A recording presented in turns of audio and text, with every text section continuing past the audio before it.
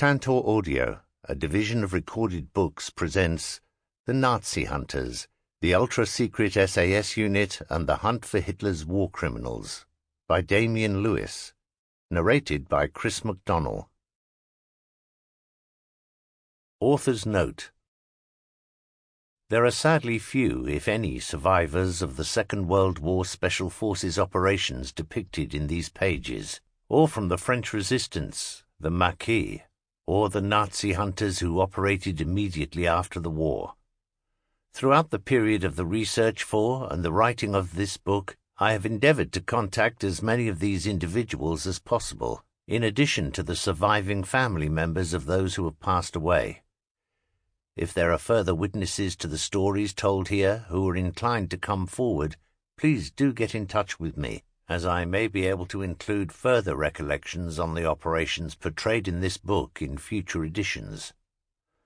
The time spent by Allied servicemen and women as Special Operations Executive, SOE agents, Special Forces operators, and working with the resistance was often deeply traumatic, and many chose to take their stories to their graves, especially those who ended up captives of the enemy.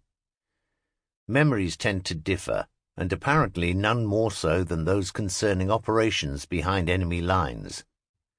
The few written accounts that do exist of such missions also tend to diverge in their detail and timescale, and locations and chronologies are often contradictory.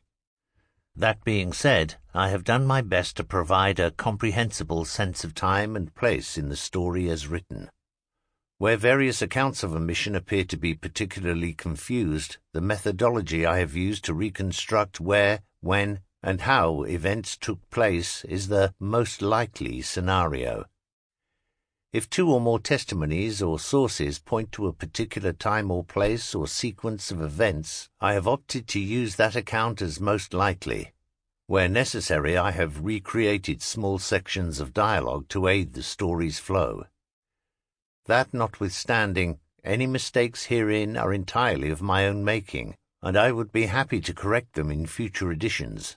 Likewise, while I have endeavored to locate the copyright holders of the photos, sketches, and other images used in this book, this has not always been straightforward or easy. Again, I would be happy to correct any errors or omissions in future editions. Preface. The suggestion for this book came from out of the blue. I happened to meet up with a Special Air Service, SAS, soldier who had risen to some degree of rank and influence at the regiment, as it is known. That soldier, I'll call him Steve, he asked for his real name not to be used, as is the wont of SAS operators, and I had become friends over the writing of several books. I had just published Churchill's Secret Warriors, the story of the wild Danish Viking warrior Anders Lassen, the only member of the British SAS ever to win the Victoria Cross, and his band of Special Forces desperadoes, those who had taken Churchill's 1940 edict to set Europe aflame and make it a reality, spreading chaos and terror behind the German lines and breaking just about every rule of war. I gave Steve a copy of Churchill's Secret Warriors and mentioned that I was hopeful that a film might be made based upon the book. Steve glanced around the restaurant. We'd met at BAFTA, the British Academy of Film and Television Arts, for it seemed like a fitting venue for our breakfast chat, and typically he cracked a joke. So, do you get to mix with the rich and famous? Do you get to meet, who's that woman who plays Lara Croft in Tomb Raider? Yeah, Angelina Jolie. Steve remarked that Churchill's Secret Warriors should make a fantastic basis for a film. Only two veterans of the regiment are honoured by having their statues at the SAS's Hereford base. One is David Sterling, the founder of the SAS. The other is Anders Lassen.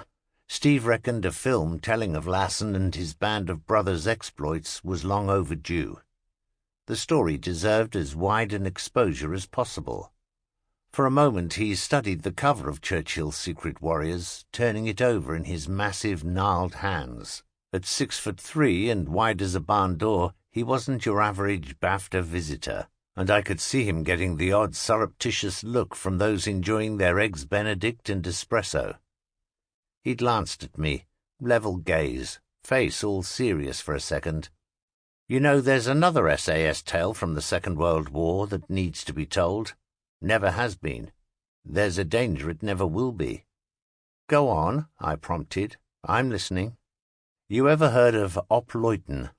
Most haven't, but to those of us who have, it's known as the SAS's Arnhem. In late 44, an SAS force parachuted into the Vosges Mountains to arm and raise the French resistance and spread havoc behind enemy lines. Unfortunately, they landed amongst an entire German panzer division. Bad timing, bad intelligence. Ran out of food, ammo, explosives, weaponry, not to mention anywhere to run. Hence the SAS's Arnhem. Eventually they found sanctuary of sorts in a French village called Mousset. When the Germans realized they couldn't kill or capture all the SAS, they rounded up the Mousset villagers and carted them off to the concentration camps. But you know the most amazing thing? Not a villager talked. No Mousset villager ever revealed the location of the SAS base or gave them away. For weeks the German military combed the surrounding forests and mountains, and over time they captured dozens of our guys, handed them over to the Gestapo and SAS, at which point they disappeared in the Nacht und Nebel, the night and the fog. And that's where the story really starts to get interesting.